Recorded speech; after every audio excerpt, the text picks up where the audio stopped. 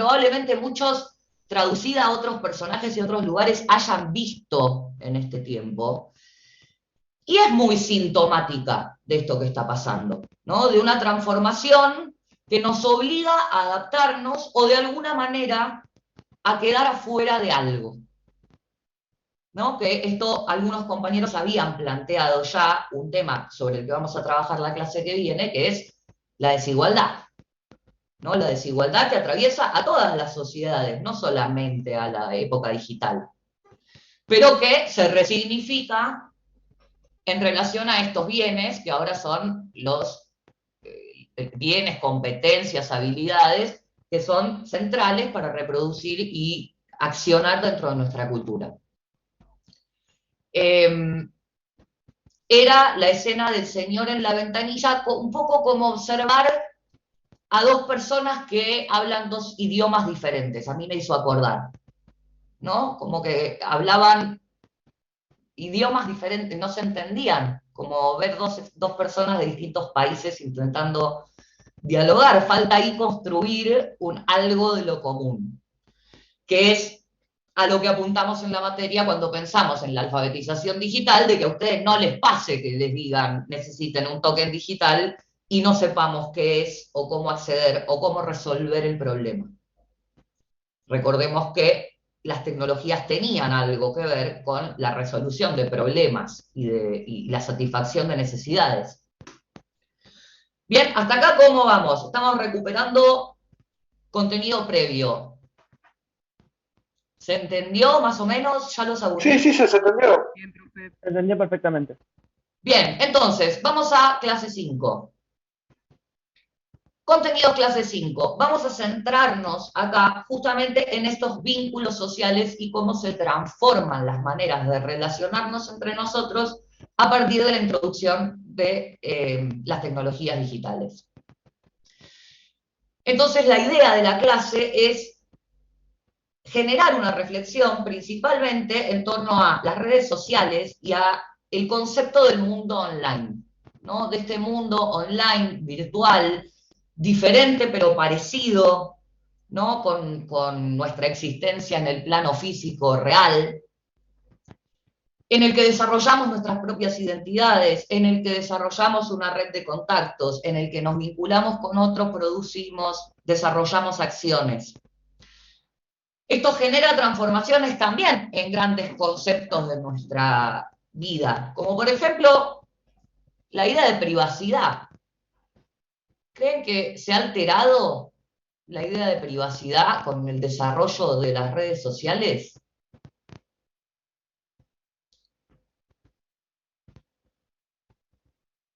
¿Alguien? José, espere, José levantó la mano. Sí, cambió la concepción de lo que es la privacidad también, ¿no? Porque está lo que es las redes sociales, independientemente de que uno no lee los términos y condiciones y pasa todo lo que pasa con ciertas redes, también es la exposición de la intimidad propia en las redes para exponer quién es uno, ¿no? Eso creo que es lo principal del cambio de la intimidad. Antes, si no ir muy lejos, o sea, lo que sucedía tras la puerta de la casa de uno es lo que era un universo completamente diferente a lo que sucedía en una sociedad fuera.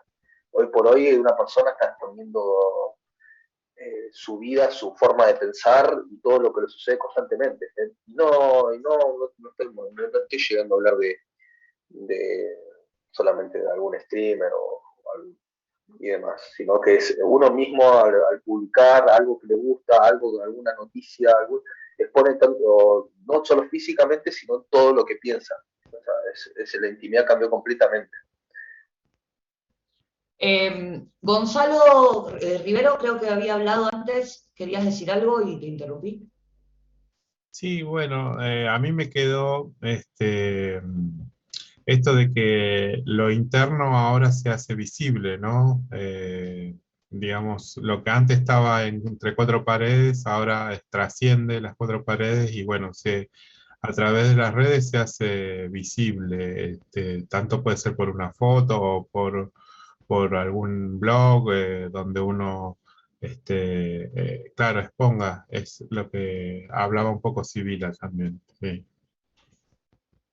Bien, No sé si me da la idea de, en general, es eso, es lo que pasa en el ámbito privado, ya exponerlo en las redes, ¿no? Ya trasciende, digamos. El hecho de publicar simplemente una foto o un escrito ya hace que esto que era privado antes ahora pase a tener conocimiento público, digamos. Juan dice que no nos escucha bien, pero aporta algo interesante, que dice que nosotros mismos rompemos nuestra intimidad al publicar cosas en las redes. Y dice, ello ya nos inhabilita a la queja de la soberanía de nuestra privacidad. Fíjense qué interesante, o sea, puedo quejarme de que pierdo control sobre algo, ¿tendría que tener derecho a controlar ese algo que comparto? Hago ¿Qué tal, preguntas, profe? Buen más que día. opiniones. Sí, hola Juan. Como tal, Buen día. Sí, yo fui el del comentario. Sí, nosotros mismos exponemos fotos nuestras, de nuestra familia, lugares donde estamos de vacaciones, con qué comemos, qué escuchamos, a dónde salimos, qué hacemos, qué pensamos y después nos quejamos que invaden nuestra privacidad, pero nosotros mismos estamos abriendo la puerta de nuestro hogar, de nuestra ventana, abrimos nuestra intimidad y cualquiera que está en la vereda, en este caso atrás de un monitor, puede ver todo hacia adentro. Es como que por eso abrimos ventanas, puertas en nuestra casa y nos quejamos si alguien pasa caminando y mira. Es como eso, la pérdida de la intimidad en cuanto a las redes. Va, es mi opinión. Santiago tiene la mano levantada. ¿se me escucha, profe? Sí. Ahora, no, yo lo que pregunto es si tenemos derecho a quejarnos sobre la pérdida de nuestra privacidad. Bueno, tenemos un derecho de privacidad, pero como dijo recién el compañero, el tema es que nosotros mismos, bueno, no sé si a palabras lo perdemos, pero nosotros mismos somos quienes como dijo, abrimos la puerta, nos abrimos al mundo, revelando casi toda nuestra privacidad por internet, y como que, en cierto modo, perdemos el derecho, porque somos nosotros mismos quienes estamos publicando toda nuestra información por internet. Bueno, es una manera de pensarlo en el caso de aquellas cosas que publico, pero el problema, uno de los problemas nuevos que tenemos, es que yo tengo o aparento tener en principio cierto control sobre qué publico, cuándo, cómo y dónde, pero después no necesariamente tengo el control de qué pasa con eso después. Entonces yo mando una foto a un amigo mostrándole algo, y si ese amigo la recomparte o la hace meme y la viraliza, ¿no? Estamos frente a un problema que antes del desarrollo de esta tecnología quizás no existía, y ahora nos fuerza a pensarlo, a tomar posiciones, ¿no? Porque acá ponemos el caso de si yo subí la foto de que fui a ver a la tía Marta, pero dentro de este problema entra también toda la problemática, por ejemplo, con la violencia digital, con las características del acoso, el escrache, la cancelación, ¿no? Hay una serie de problemáticas que aparecen en torno a la intimidad, las redes, los contenidos compartidos, que no son tan sencillos como, si vos lo compartiste, lo lamento, ¿no? Y tiene que ver también con la alfabetización digital, el pensar qué compartimos. Porque acá ustedes retomaron, y ya vuelvo si a alguien le queda alguna mano por decir, pero José, cuando empezaba, dijo una palabra clave que es, hay como una exposición de la intimidad. La intimidad y la exposición son conceptos casi que contradictorios, ¿no? La intimidad se define como lo íntimo, y lo íntimo es lo contrario a lo público. Por definición, lo íntimo es aquello que no mostramos, ¿no? ¿Qué es lo que enseñamos en ESI cuando le enseñamos a los niños y las niñas, ¿no? Sobre lo íntimo, o ir al baño como un acto íntimo? Entonces acá, entre lo íntimo, lo privado y lo público, a veces se nos arma una ensalada, mediada además por algunas dificultades extra, ¿no? Paula Sibilia va a hablar del concepto de extimidad, que no es un concepto de ella, a su vez lo va a estar retomando de otros autores, pero pero de este fenómeno extraño donde las personas exhiben su intimidad en las redes. Y acá va una pregunta interesante también. ¿Qué intimidad se exhibe en las redes? ¿No? ¿Está la foto sentado en el inodoro? Eso es íntimo. ¿Encuentran fotos de sus contactos en el inodoro? Bueno, pero ya si publicas una foto estando en el baño ya tenés otro nivel. No es una cuestión de niveles. Es preguntarnos, ¿qué es lo que se publica? Porque si nosotros decimos, bueno, todo lo íntimo se publica, se broadcastea, se transmite, pero justamente quizá no es todo. A ver, Juan. Que si de repente lo publica un influencer no está mal, y si lo publicas vos está mal, porque me parece que ahí pasa por una cuestión de criterio de cada uno. No necesariamente, perdón que me meta. No necesariamente. Digo, si alguien tiene ganas de subir algo para mostrarlo a las 3 personas que lo siguen, que es el amigo, el primo y la tía, o sea, para mí está bien. Perdón, me metí. No, adelante, está abierto el debate. A mí me pasó algo medio random ayer, que yo entreno, ¿no? Y después de mucho tiempo de entrenar, que me llegó a gustar un poco mi cuerpo, cada tanto está medio mal, ¿no? Me da un poco de vergüenza ajena a mí, pero subo, no sé, una foto en cuero. Y a mí literalmente por eso, ayer me pasaron una luca por una foto en cuero. Ahí está. Tenemos un influencer. Consiguió trabajo ahí. Entonces, ¡Esa! no sé, pasa tu arroba, Joa, pasa tu arroba que te seguimos. ¿Hace descuento por compañeros? No te lo regalo. Bueno, entonces, bien. Eso. ¿Por qué? Te hago la pregunta, ya que lo traes. ¿Por qué? ¿Por qué crees? ¿Por qué te da vergüenza y por qué lo compartís? O sea, es contradictorio, ¿no? Si me da vergüenza, tendería a intentar ocultarlo. ¿Por qué comparto? ¿Qué es lo que mostramos? Bueno, a mí en lo personal me pasa que son momentos que la mayoría del tiempo me siento flaco, y hay momentos que no sé, que salgo del gimnasio y me siento un poco más aceptable y lo subo. Igual más que nada subo contenido así cuando me siento como menos y necesito que me suban el ego. Cosa que me da vergüenza ajena decirlo y me van a meterme en un pozo. No sabes cuánto te lo agradezco, Joa, porque seguramente hay mucha gente en sala que por ahí siente cosas parecidas y no se animaría a decirlo en clase o no querría traerlo. Es de hecho una de las preocupaciones más importantes en quienes están trabajando con jóvenes y adolescentes, el tema del impacto de las redes sociales en la construcción de la propia imagen. Sobre todo de redes fuertemente visuales como Instagram, ¿no? Hay una serie de fenómenos que generan esto que pasa, ¿no? Joa no existe fuera en una burbuja social, sino que es parte de este mundo en el que estamos intercambiando y compartiendo imágenes, entre otras cosas, para mostrársela a otros, para que me suban el ego, para salir a dar una pelea, para defender una causa, ¿no? Lo que fuere, para mostrar que estuve en un lugar. Mi foto cuando viajé, típico. Muestro que estuve, los momentos destacables. Entonces, acá hay 2 cosas interesantes a mirar y ya voy con vos, Martina. Primera cosa, hay una selección de los usuarios. No es todo lo que se muestra en las redes. Hay una construcción del usuario de una identidad a mostrar.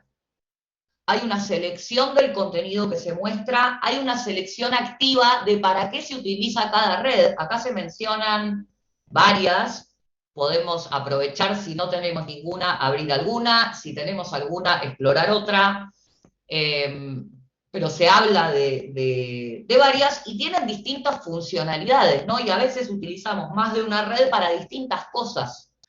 No sé, uso Twitch para consumir streamers que muestren videojuegos que me gustan, pero uso Facebook para que me mande un feliz cumpleaños a mi tía Marta, y uso Instagram para, no sé, ver ropa que me gusta. Doy ejemplos posibles, ¿no? O para compartir mis fotos personales.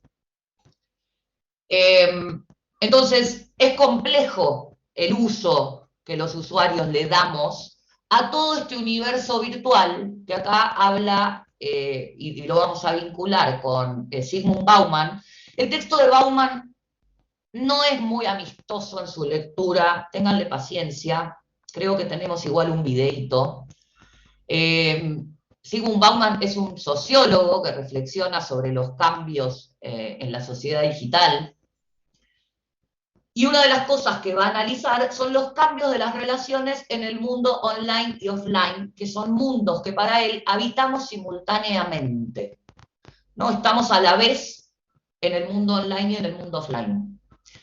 Ahora sí, Martina.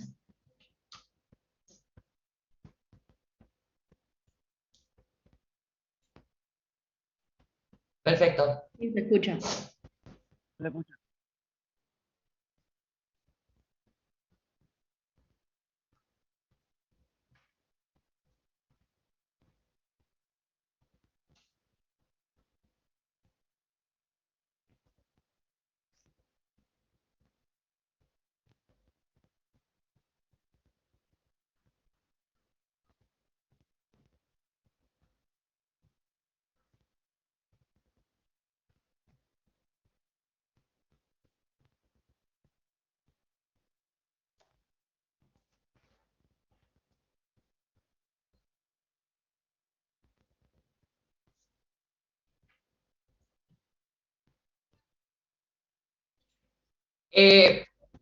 Aporta un montón porque trae la palabra filtros, que es una palabra que vamos a estar trabajando y pensando, justamente porque Bauman dice que otra de las particularidades, vos dijiste, es lo mismo que en el mundo real, ¿no? Seguimos trabajando esta oposición real-virtual, online-offline, bueno, la que más le guste.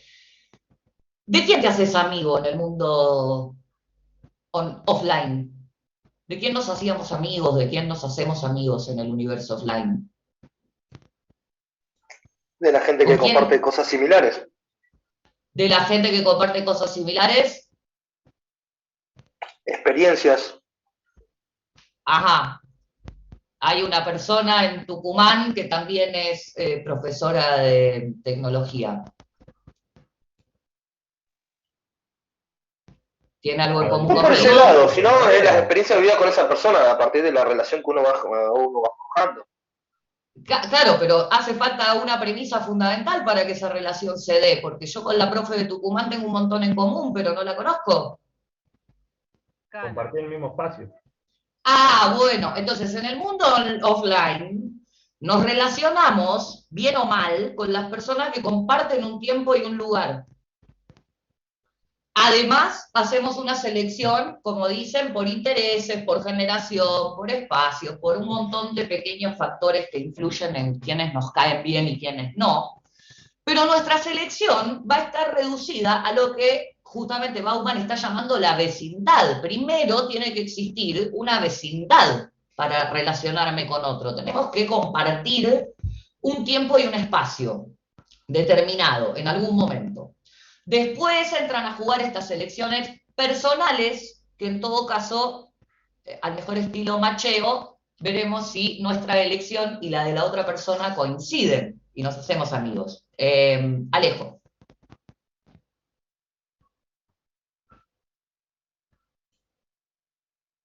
Alejo, ¿levantaste la mano? Por ahí fue por error. Pero no se escucha. Ah, no lo escucho. Porque veo el contorno como que se vuelve amarillo, pero... ¿Ahora? Ahí sí. No, tenía que cambiar el micrófono. No, que le decía, un caso similar, por ejemplo, yo soy peluquero, ¿no? Capaz que subo algún corte y yo qué sé, me pregunto a otro pibe, ¿cómo logras este efecto? Cosas así, es algo similar. Y capaz que fue un pibe de Cuenca que ni siquiera lo conozco. Que simplemente me sigue por el hecho de ser peluquero, ¿no? Bueno, por eso, entonces, en el mundo offline hay un límite claro con la cantidad de gente y la variedad de gente con la que podemos relacionarnos, ¿no? Que, como decían ahí, entran a jugar un montón de factores, pero siempre, principalmente, tengo que compartir o haber compartido un tiempo y un espacio. En el universo offline, esa limitante no está, pero nos relacionamos con todos y todas. ¿Filtramos nosotros? ¿Qué filtramos? Los contactos. Bien, ya no son solo contactos con los que compartamos tiempo y espacio, ¿no? En nuestra red. Como decía recién. Yo personalmente, bueno, en las redes sociales personalmente lo que hago es tener, no sé, ya sean conocidos, amigos o quizás que sigamos páginas en común. Por ejemplo, me pasa que tengo muchas personas que no sé quiénes son, pero las sigo porque, no sé, han compartido que subieron una foto en el local de ropa que yo compro o en la peluquería donde yo voy o lo que sea.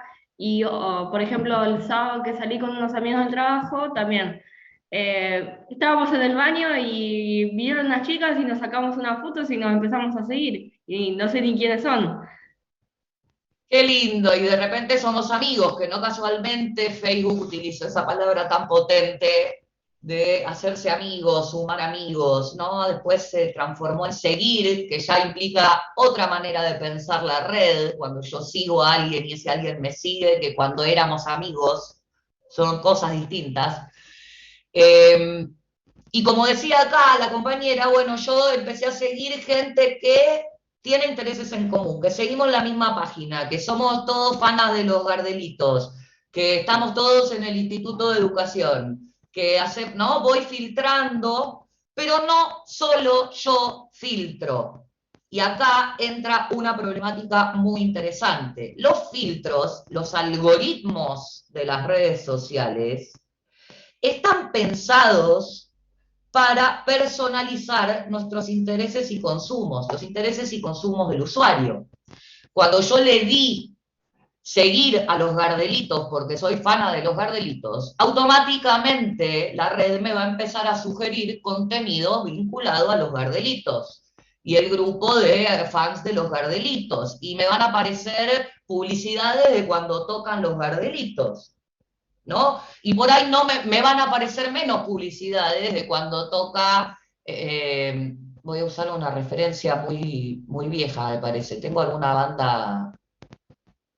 banda equivalente? Porque me parece que voy a usar una banda que ya no toca. Pero no sé, probablemente no me recomiende bandas. No, pero probablemente no me recomiende o me deje de recomendar bandas punk, suponiendo recomendaciones de música, ¿no? Entonces, el filtro es una problemática interesante porque es lo que en la clase que viene, cuando leamos a Cobo, va a aparecer como una renuncia que hacemos a nuestra posibilidad de elegir.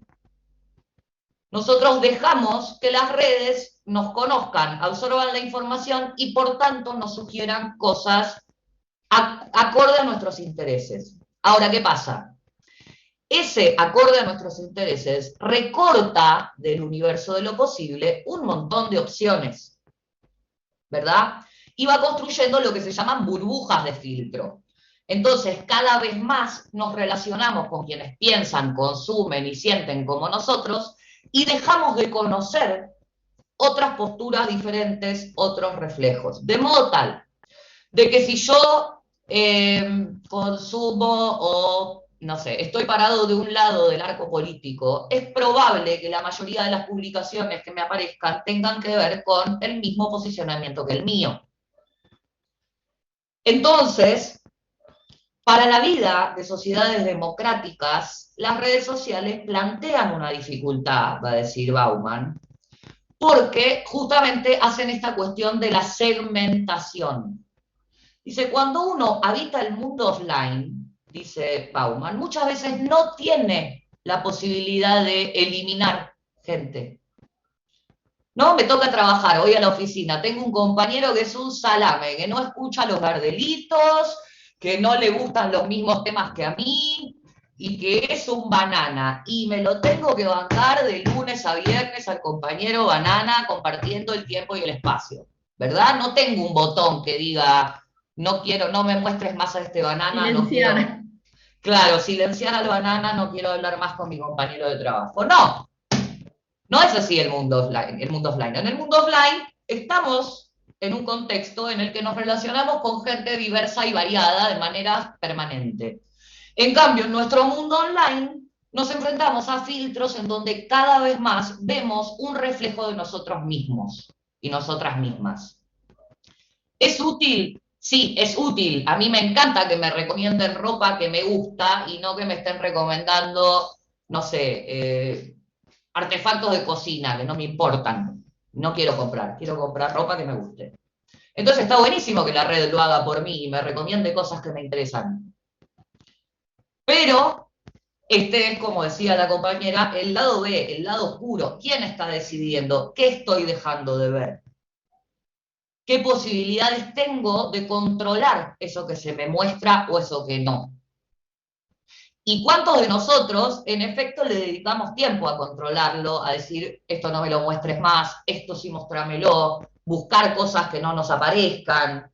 No, en general, este es el movimiento. Scrolleamos para arriba, para el costado, depende de la red, ¿no? Pero vamos pasando. Entonces, acá va a haber un punto de reflexión de la materia, de, bueno, ¿qué es lo que cambia entre un universo y otro? Y va a aparecer otra pregunta que ahora les voy a aprovechar a hacer. ¿Qué reglas hay en uno y otro mundo? ¿Son las mismas? ¿Son diferentes? Después, Toda sociedad humana tiene reglas. ¿Alguna? Bueno, no sé si considerarlo reglas, pero algunas diferencias entre mundo online y offline es que si bien dijo que también el buscador se basa en nuestros filtros o en nuestros intereses, por así decirlo, también es cierto que en realidad tenemos una opción que es sobre distancia y tiempo, que no estamos limitados ni por el tiempo ni por la distancia. No sé si te digo, no es una regla como tal, pero es una primera cosa que se me ocurre. Está bien, pero ¿a qué va mi pregunta? Cuando yo opero en el mundo offline, ¿qué reglas tenemos en el mundo real, físico? ¿Qué reglas nos regulan? Las leyes. Leyes, empezando por la Constitución Nacional para abajo, lo aprendimos en Construcción de la Ciudadanía, y muchas, aunque no sepamos el número, sabemos que existen, ¿no? Por ejemplo, yo sé que no corresponde que salga, no sé, sin ropa a la calle. Me preguntás dónde está escrito que no, y no sé, probablemente en el Código Penal, no sé qué artículo, pero imaginamos, porque vivimos en la sociedad, sabemos que hay reglas en el contacto con otro, hay reglas en el hecho de que Franco haya entrado y haya escrito buenos días en el chat también, ¿no? Está cumpliendo una regla, pero son reglas estrictas, reglas escritas, o sea, lo que sería la normativa, y después están las normas de conducta, que es independiente de cada sociedad. Bien, o sea, tenemos reglas escritas y además tenemos normas no escritas que podríamos llamar convenciones, reglas morales, dice ahí Juan Ramón, pero que también regulan nuestro accionar en el mundo, ¿no? Entonces, que también están en el online, si nos ponemos a ver, cuando aceptamos los términos y condiciones, hay ciertas reglas escritas que uno tiene que proceder dentro de una red o una aplicación o lo que sea, y después están cómo los utilizás o como estamos diciendo, la imagen que vos publicaste y la conviertas en un y se haga viral, es una conducta tuya, que ahí también podríamos estar hablando de las pautas morales también.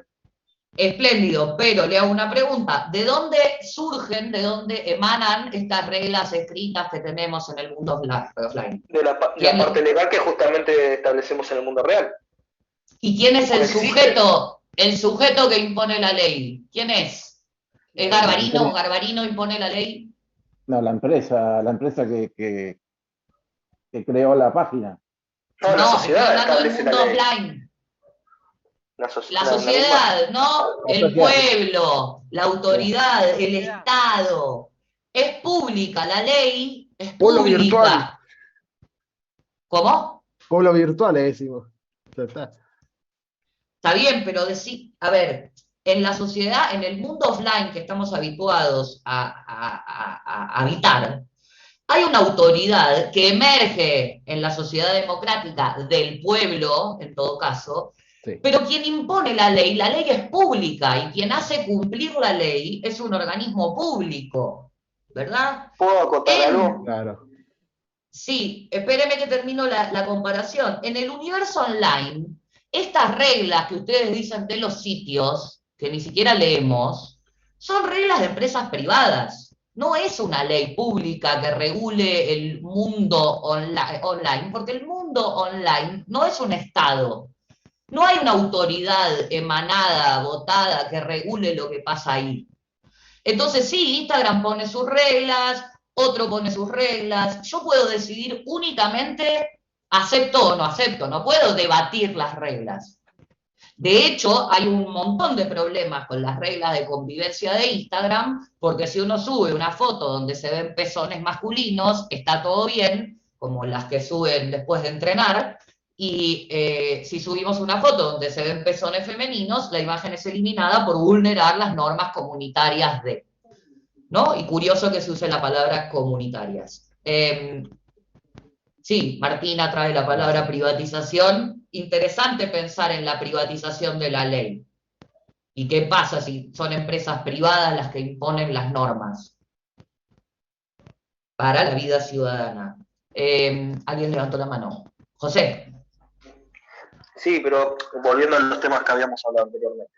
Estamos hablando de lo que es la cultura online, porque es una tecnología, y la tecnología va pegada de forma permanente con la sociedad, con la humanidad. Entonces, independientemente de que pueda llegar a haber similitudes y demás, coexisten constantemente. O sea, la sociedad física existe con la virtual y también por esa misma manera tiene que esa cultura o la empresa privada que maneja una red social tiene que adecuarse a las conductas de la sociedad. En este caso, con unos términos y condiciones. Bien, yo entiendo lo que decís, pero el reflejo de las reglas del mundo offline no es directo en el mundo online. Hace un rato mencionaron a los haters.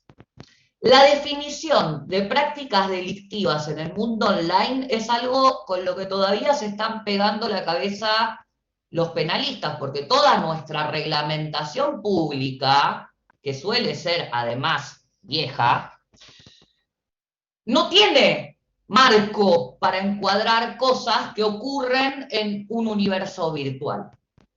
Por ejemplo, voy a dar un ejemplo muy cortito, muy reciente. Vieron que Facebook se transformó en Meta y integra otras plataformas y empieza a desarrollar una tecnología tendiente a la construcción de una red de realidad virtual inmersiva, ¿no? Donde uno pueda construirse un avatar. Algunos juegos online tienen modalidades parecidas, ¿no? Como el League of Legends, si hay alguien que juega, o el WoW, donde uno se crea un personaje, un avatar, en Second Life, aporta Martina, y puede interactuar en un espacio virtual en 3D, en 3 dimensiones, 360, con cada vez mayores grados de realismo con otros usuarios, ¿no? Entonces la idea de Meta es que yo pueda meterme con mi avatar, que incluso podría tener mi casco de realidad virtual y poder experimentarlo en primera persona, y encontrarme con mi papá a jugar una partida de ajedrez en este espacio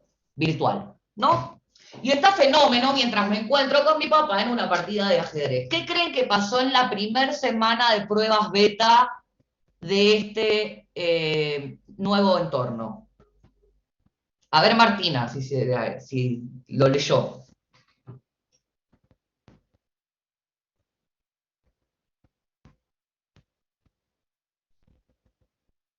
Una chica entra con su avatar virtual al universo virtual. Otros usuarios virtuales, pero que son personas detrás de la computadora, abusan virtualmente de su avatar virtual, ¿no? La arrinconan, la manosean, le dicen guarangadas por el chat. La chica denuncia. ¿Hay delito? ¿No hay delito? No se puede, en un juego online, bueno, más o menos, el GTA San Andreas, le podés pegar con un bate en la cabeza a una prostituta. Perdón que traiga este ejemplo, porque hay gente que por ahí no juega online y no se encuentra con esos espantos, pero vuelvo a preguntar, en la vida real no puedo ir a pegarle con un bate en la cabeza a nadie, porque es un delito, o por lo menos puedo y voy a tener una determinada ley que encuadre lo que debe pasar conmigo si vulnero la ley de esa manera. En el universo online, todo esto es una zona gris. ¿Es un delito? ¿No es un delito? El acoso virtual, el hateo, la difusión de imágenes sin consentimiento, la grabación sin el consentimiento del otro.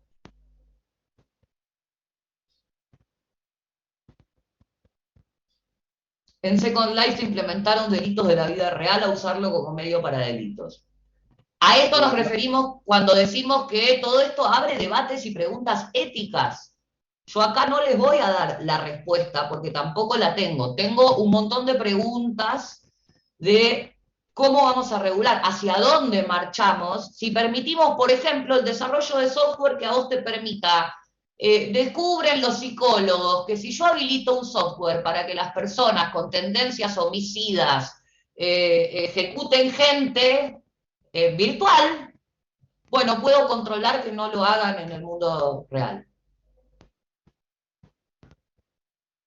Pero se podría se puede decir que es una incitación a la violencia, es una denuncia y se la puede tomar en cuenta, ¿o no? El caso de un video o lo que sea. Se puede, ¿qué suele pasar? Que el mundo offline no le dan a los reguladores y los organismos de control del mundo offline, no le dan las manos para el mundo virtual. La otra vez en una clase alguien preguntaba quién era la Deep Web. No se puede regular, no es un marco regulable, por lo menos por ahora. Y cuando se ha intentado avanzar en regulaciones, hay otros peligros, porque Internet y la libertad de acceso al conocimiento y la utopía democrática de la Internet también hace que si hay una autoridad que lo regula y dice, no, disculpen, pero en China a determinadas páginas no se puede acceder, todo el mundo grita, qué barbaridad, libertades individuales, libertad de prensa. ¿No? Entonces también, ojo, cuando decimos, bueno, no, entonces hay que regular. Bueno, ¿para dónde regulamos? ¿Quién regula este espacio? ¿No? Porque después cuando queremos descargar contenido, queremos que podamos descargar contenido de manera gratuita. Es un tema. Así que, es un tema, es una brillante conclusión. Es un tema y es interesante que lo planteemos como tema. Que no nos quedemos con, bueno, sí, es así, es complejo, ¿no? Pensémoslo y pensemos también qué preguntas nos surgen. Sí.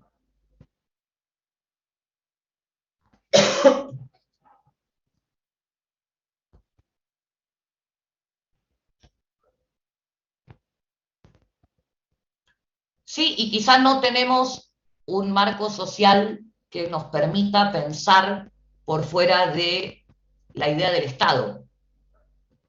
O sea, no siempre tuvimos estados como los que tenemos ahora. Para quienes estudian historia, hay un momento en el que podemos situar el desarrollo de ese Estado. Y después empezaron a armarse como agrupaciones de estados, ¿no? No solo la ONU, la Unión Europea, el Mercosur. Agrupémonos entre varios como para tomar decisiones más fuertes. Pero ¿qué pasa si eso se agota? Si ya no puede controlar lo que pasa en toda una porción de la vida humana que está ocurriendo por fuera del marco offline. ¿Qué hacemos? ¿Dependemos del poder de policía de Facebook para eliminar a los usuarios que difunden odio? Es un tema complejo. Así que hasta acá vamos a llegar por hoy con esta reflexión, porque quiero que veamos talleres, pero un poco de todo esto para que pensemos en la clase cuando leamos a Bauman, cuando veamos, voy a mostrar las actividades, cuando leamos a Bauman, no era acá. Y cuando veamos el video de Sibilia.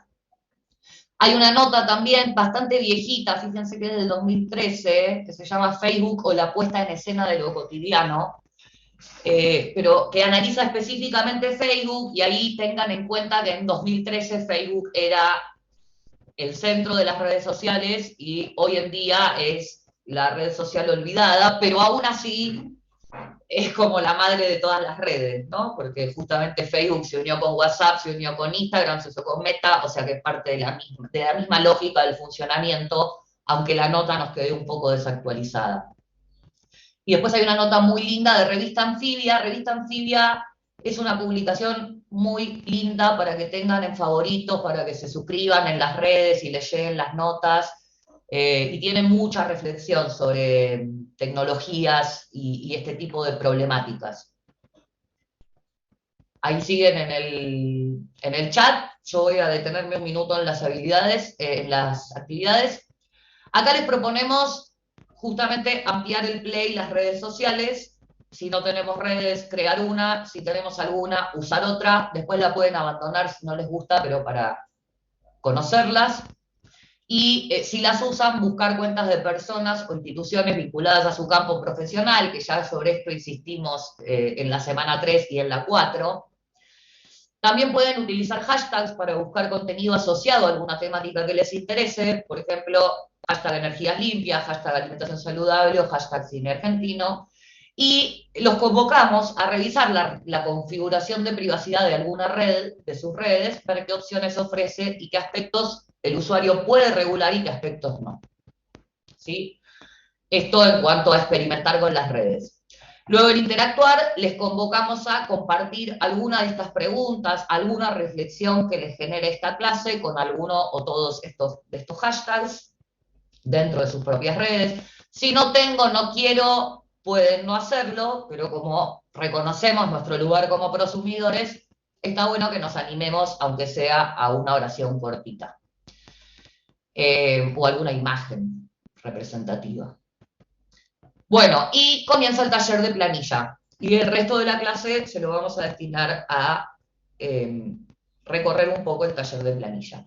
En esta introducción, esto es lo que comentaba Juan hace un rato, nos dicen que la participación es obligatoria y que deben realizar al menos un nivel de cada taller. Sin embargo, según las carreras que están cursando, se les recomienda que si cursan en el Instituto de Biotecnología, en el ITI o en el Instituto de Salud Comunitaria, cursan los 3 niveles de planilla.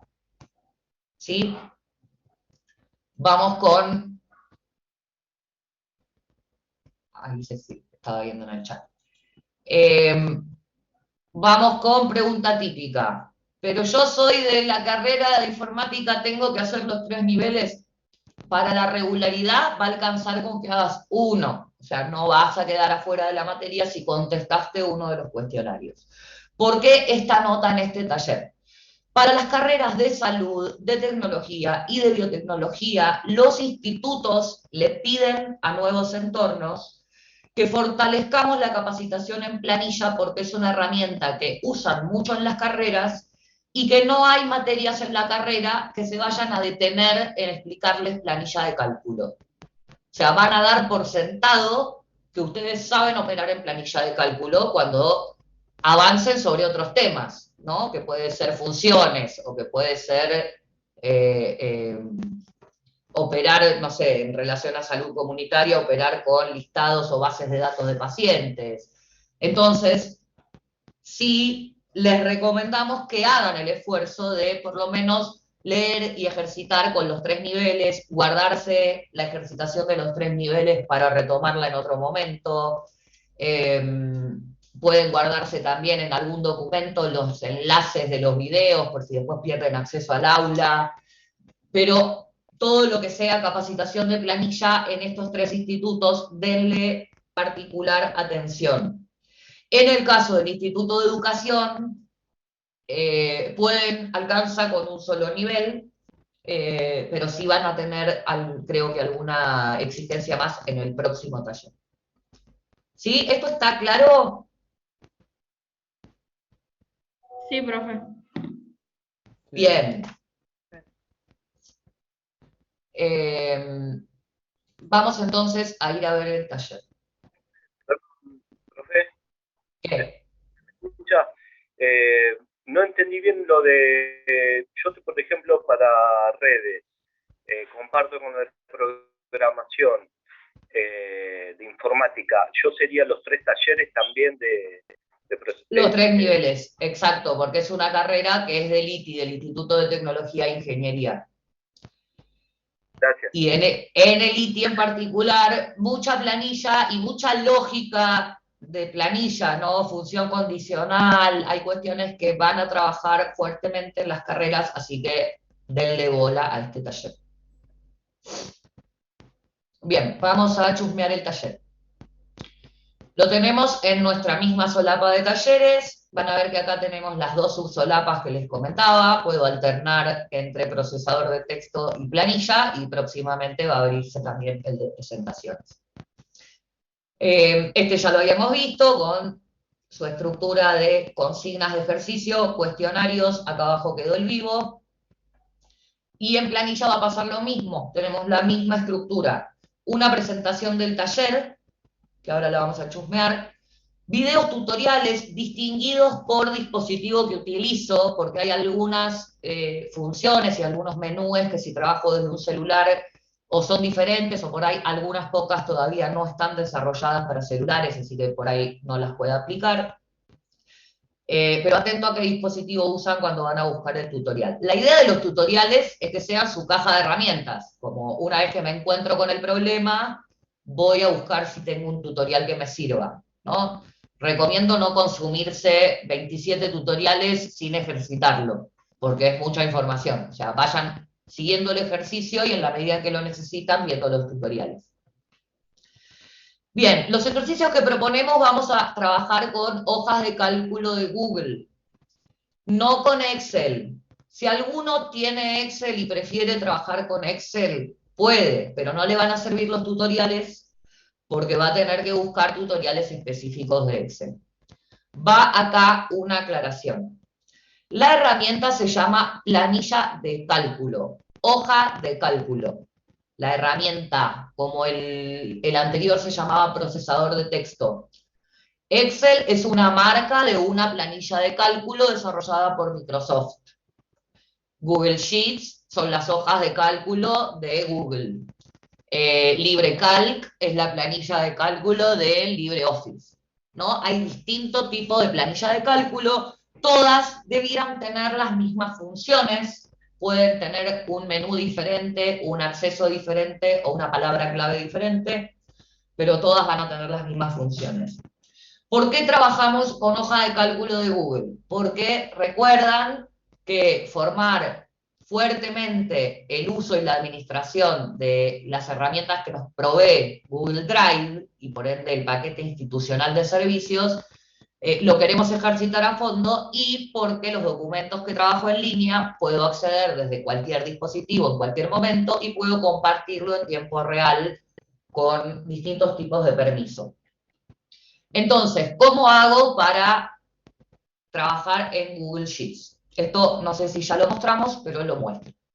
Yo me descargo los ejercicios del nivel básico.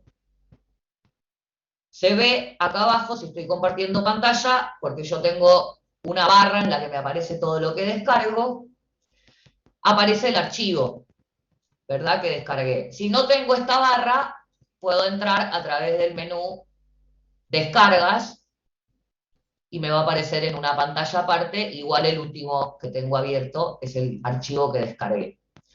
Si yo hago clic en ese archivo, el dispositivo, es decir, la computadora con la que yo estoy trabajando, lo va a abrir con el programa que tenga asociado a ese tipo de archivos, que en mi computadora es el LibreCalc y en la de otro puede ser el Excel. Y lo voy a alojar, ese archivo que descargué, en mi computadora, o sea que si lo quiero mandar a alguien lo voy a tener que enviar. ¿Cómo evito esto? Me traigo, vengo a mi planilla a mi unidad de Drive, me voy a mi unidad acá, que es la unidad central, tengo una carpeta que se llama Nuevos Entornos, bueno, no hagan caso que es un lío mi unidad de Drive, voy a abrir una carpeta para que trabajemos en limpio. Entro a mi carpeta ejemplo y quiero acá tener mi archivo. Ahora yo ya no lo tengo en mi barra, entonces ¿cómo hago? Nuevo, subo el archivo, me va a desplegar la ventana de mi computadora del sistema, que no sé si la están viendo ahí, y de la carpeta de descargas elijo mi archivo. Y ahí acá abajo a la derecha me aparece de la unidad de Google que se subió el archivo. ¿Bien? Y acá lo ejecuto y lo trabajo directamente desde Google.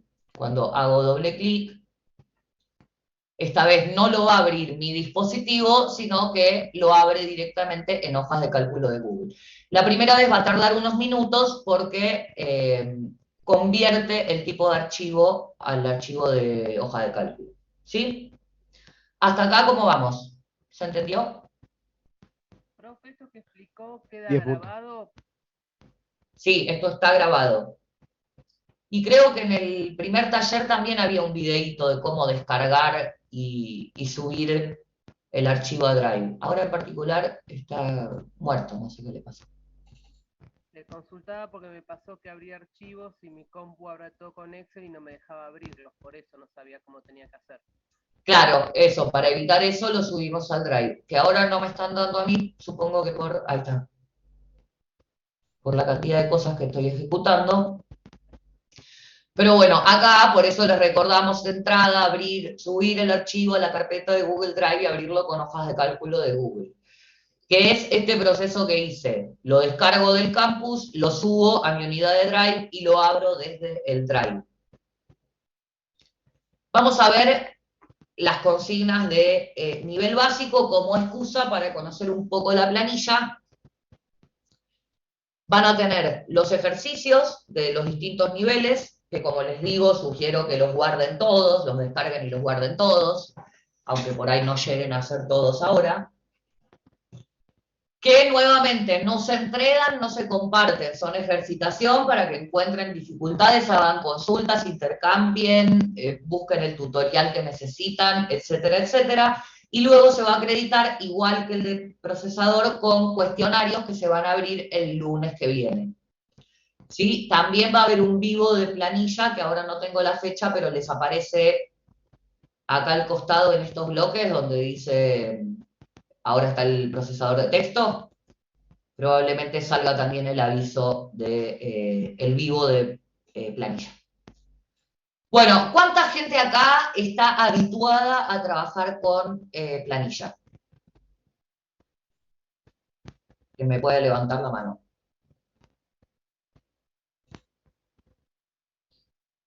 1, 2, 3, ahí vamos. 5, 6, bien, los que no están habituados van viendo quiénes levantan la mano para que sean fuente de consulta. Bueno, a ver, vamos a chusmear un poco de qué se trata. Me voy a abrir una hoja nueva. Una planilla de cálculo es un programa, un software, gracias a los que levantaron pueden bajar, y disculpa si esta parte les aburre un poco, pero para quienes no han visto o no trabajan habitualmente con una planilla de cálculo, vamos a contar un poco de qué se trata. Profe, una pregunta antes de que empiece. Sí. ¿Esto maneja los mismos comandos que Excel y todo eso? Sí, como decía, van a cambiar probablemente los menús, que hay cosas que Excel lo va a tener en otro menú o lo va a tener con otro nombre, y puede que te cambien también los nombres de las fórmulas. Ah, buenísimo, gracias. Por eso nosotros sugerimos trabajar con este software y no con Excel. Pero como todo el mundo suele tener alguna distribución de Excel, damos la posibilidad también de que lo exploren. Bueno, una planilla de cálculo es un documento que sirve para básicamente organizar y procesar datos. ¿Bien? Sirve para el procesamiento de datos específicamente.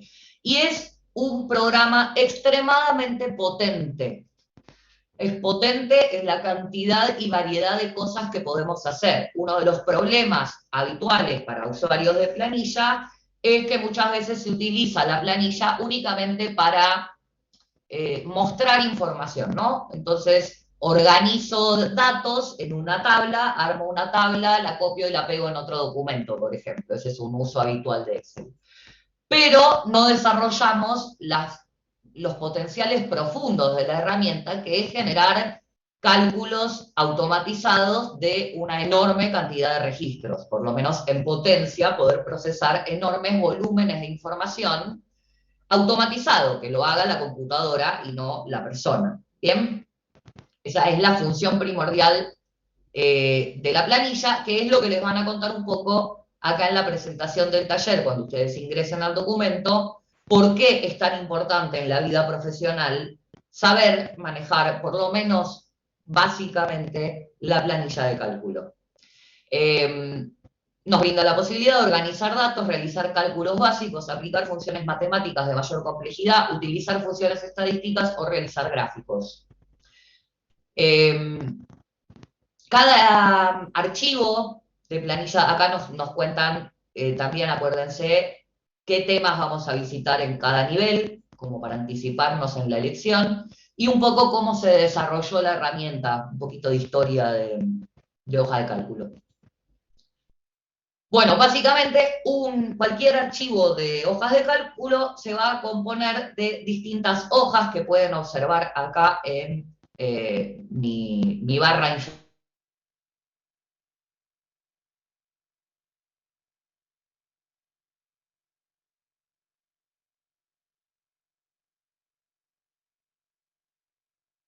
Profe, No se le escucha, profe, le aviso.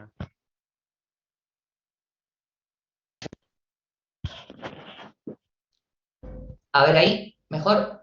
Ahora sí, 10 puntos. Ahora sí. Bueno, decíamos que... Sí. Yo empecé a estudiar planillas de cálculo con 4 Pro, QPro, allá por los 90. Hace un tiempo. Hace bastante, sí, hace bastante. Se cayeron un par de sotas por ahí, sí. Bueno, los que saben, que me ayuden. Así le contamos a los que no saben. Decíamos que es importante reconocer que cada archivo puede tener varias hojas, esto para que no les pase que se quedan en la hoja de consignas y no encuentran nunca que hay una hoja de datos a la que tienen que acceder con este menú inferior, ¿no? Pueden variar entre las hojas. Cada hoja se compone de filas numeradas del 1 en adelante hasta el infinito. Digo infinito porque si me desplazo hasta abajo puedo seguir añadiendo más filas en la medida en la que quiera, o sea, es infinita. Y columnas que están ordenadas alfabéticamente de la A a la Z. Si llego a la Z y agrego una columna, voy a agregar una columna a la derecha porque tengo más, no, 26, no.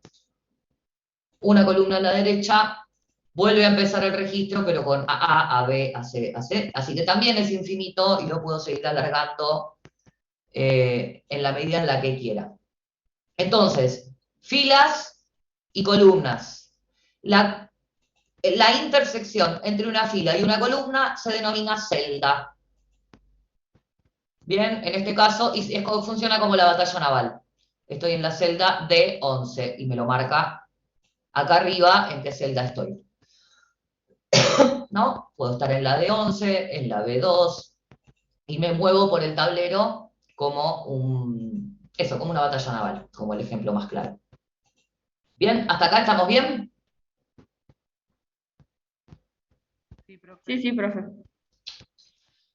En una planilla yo voy a ingresar datos, voy a procesar esos datos mediante fórmulas, funciones,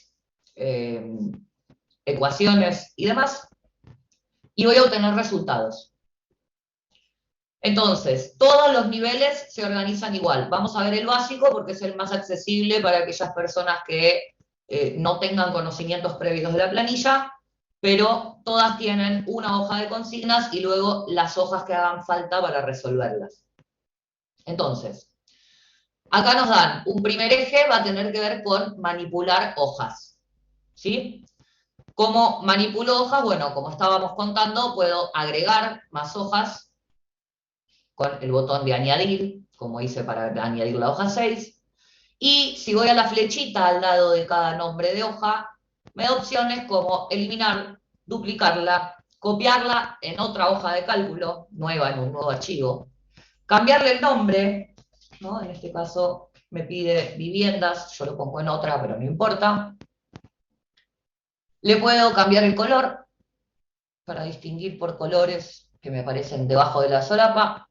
La puedo ocultar, que me avisa que si lo oculto lo puedo recuperar a través de este menú, yo y todas las otras personas que tengan acceso, ¿no? Pero esto me sirve, por ejemplo, a mí, que trabajo una planilla de cálculo por año para el registro de estudiantes y voy ocultando las comisiones del cuatrimestre anterior, ¿no? Por ejemplo, un uso posible. Y bueno, la puedo mover a la derecha o a la izquierda, que también lo puedo hacer arrastrando directamente, que es más cómodo. Entonces eso, en cuanto a manipulación de hojas, me van a pedir que renombre esta hoja 1 con el nombre viviendas, me van a pedir que agregue una hoja y la nombre como carátula, y que en la hoja carátula incluyan determinada cantidad de datos. Para la hoja carátula, le voy a cambiar el nombre a esta, para mostrar. Tengan en cuenta que las líneas que nosotros vemos, esta cuadrícula que divide las filas y las columnas, la podemos invisibilizar. Por ejemplo, si yo quiero hacer una carátula, no quiero que me quede como una tabla, como un cuadriculado. Quiero que me quede como la haría en un procesador de texto. Entonces puedo ir a ver, mostrar o no mostrar, y puedo sacar las líneas de cuadrícula. Y entonces me queda la hoja lisa. Y cuando la imprima o la envíe, también va a quedar lisa.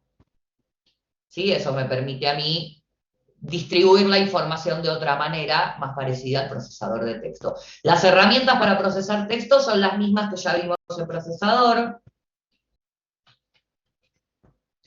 Si yo escribo en una celda cualquiera, en la celda se pueden ingresar distintos tipos de información, puedo ingresar texto, puedo ingresar números, puedo ingresar números que significan diferentes cosas, como fechas, como moneda, como un determinado horario. Y puedo editar el formato de todo eso con un menú muy parecido al que tenemos en el procesador de texto, ¿no? Le agrando, le cambio la fuente,